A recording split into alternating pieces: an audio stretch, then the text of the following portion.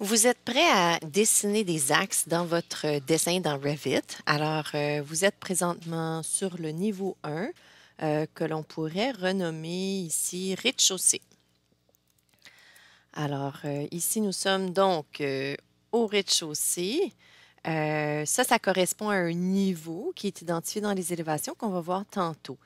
Pour l'instant, on veut simplement placer nos axes du bâtiment. Alors, pour faire des axes de bâtiment, on doit aller dans l'onglet Architecture ou bien Structure, car ce petit département référence se retrouve dans les deux onglets. Et on le retrouve aussi ailleurs parfois. Il y a plusieurs de ces commandes, de ces départements qui se retrouvent dans plusieurs onglets. Alors, pour le quadrillage, qui est aussi un raccourci au clavier GR pour Grid, on peut cliquer et on tombe en mode placer quadrillage. Donc, vous voyez toujours un onglet supplémentaire apparaître en haut à droite. Donc, on a modifié, placer quadrillage et par défaut, nous avons une ligne pleine qu'on peut tracer. On pourrait aussi tracer des courbes et on pourrait choisir des lignes existantes si on avait fait des lignes sans les avoir désignées comme quadrillage. Alors, je vais placer simplement un premier, une première ligne d'axe, c'est-à-dire avec deux clics, un premier clic, un deuxième clic. Et ensuite, le logiciel me permet de distancer mon deuxième axe à partir du premier. Alors là, je pourrais le distancer d'une dimension quelconque. Alors, vous allez travailler en impérial dans votre dessin. Donc, vous serez en pieds et pouces et vous pourrez taper la dimension ou regarder à l'écran pour indiquer où vous voulez placer. Le logiciel vous permet de vous aligner très facilement avec les autres axes.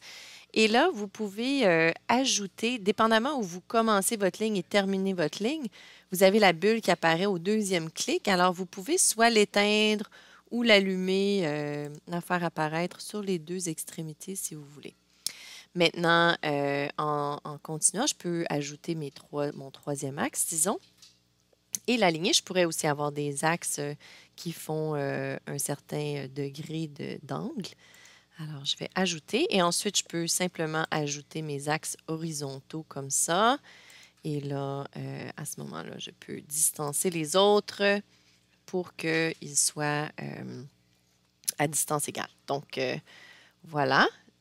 Pour sortir d'un placement d'axe parce que je me serais trompée, par exemple, je peux faire la commande, le bouton Escape au clavier. Alors, je vais placer deux autres axes ici et ça devrait être correct. Maintenant, si je fais Escape deux fois, je vais complètement sortir du mode quadrillage. Alors, à ce moment-là, ça me permet d'ajuster.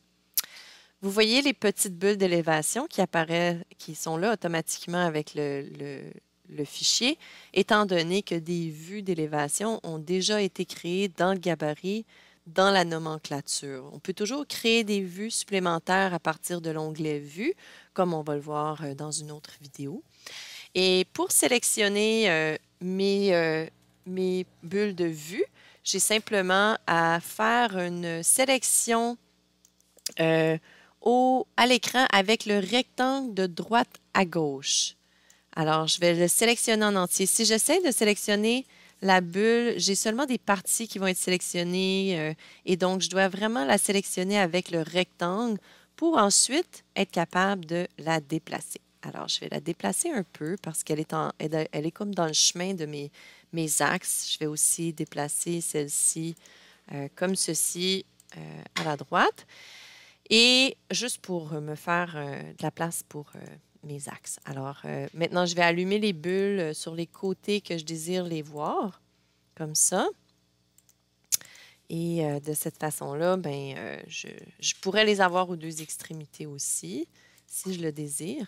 Et ensuite, je vais devoir les renommer si je veux avoir des lettres, par exemple, à l'horizontale en haut, comme A, B et C, comme ça. Et le 1, 2 et 3 oups, sera mes lignes horizontales, mes axes horizontaux. Et je vais éteindre mes bulles de ce côté-là, par exemple. Voilà. Donc, on peut modifier le quadrillage en conséquence de ce qu'on a besoin. On peut aussi ajouter plus tard si on désire. On peut même sélectionner, disons, le quadrillage et le bout, le déplacer tout en même temps, comme ça, pour le replacer. Disons qu'on veut refaire le décalage ici. On peut aussi cliquer sur une après les avoir sélectionnés les trois. On peut cliquer sur une et toutes les allonger comme ça. Donc, c'est les mêmes items qui se répètent dans Revit. Toutes ces fonctionnalités-là sont disponibles pour toutes sortes d'éléments, pas juste des lignes, mais aussi des composants, des éléments. Alors, voilà. Maintenant, je peux vous montrer aussi que si j'aimerais déplacer par la suite, si je voulais déplacer les deux axes ici, par exemple, par rapport à celui-là. Alors, je vais sélectionner les deux et en haut, on me donne activer les cotes. Alors, je vais activer les cotes et là, vous allez voir qu'on me donne la cote entre celle qui n'était pas sélectionnée et la dernière qui était sélectionnée. Alors, si je veux changer la dimension de mes axes, je pourrais simplement le faire à partir de la cote, comme ça. Et tout est décalé tout se décale en référence avec la première parce que je les avais sélectionnés au départ. Alors, si j'en sélectionne seulement qu'une, bon, me permet automatiquement, les codes sont activés automatiquement et donc je pourrais modifier celle-ci, par exemple, et là, j'aurais des axes égaux. Alors, je peux aussi sélectionner les trois et faire activer les cotes. Et là, on voit qu'il n'y a pas de référence, il n'y en a pas d'autres. Alors, même si j'active les cotes, il n'y a pas de cotes qui apparaissent à l'écran pour me permettre de déplacer parce que je serais en train de déplacer les trois en même temps. Mais dans le sens contraire, je pourrais sélectionner ces deux-là et vouloir déplacer ces deux-là par rapport à celui-ci. Alors, à ce moment-là, je peux activer les cotes et on me donne celle-ci. Donc, toujours celle qui n'est pas entre celle qui n'est pas sélectionnée et toutes les autres. La même chose se fait avec les niveaux, comme on va le voir dans quelques instants.